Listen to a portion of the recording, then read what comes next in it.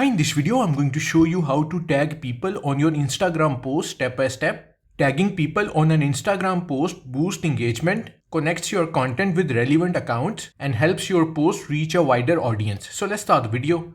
To tag someone on Instagram post, open Instagram app. Go to your profile by tapping on your profile picture at the bottom right corner. Here, open the post in which you want to tag someone.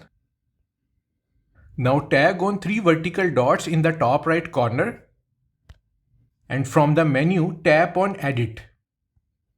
On the bottom left corner of the picture, you will see Tag People option. Tap on it. Now tap anywhere on the photo where you would like to tag someone. You will see a search bar pop up. Start typing the name or Instagram username of the person you want to tag. Select the correct person name or account, and just like that, they are tagged. Now tap on check sign at the top right corner to save the changes. Here tap on tick sign at the top right corner to save the changes. When your followers view the post, they can see and tap on the tags to visit the profiles of the people you have tagged. So that's how to tag in Instagram. Thanks for watching.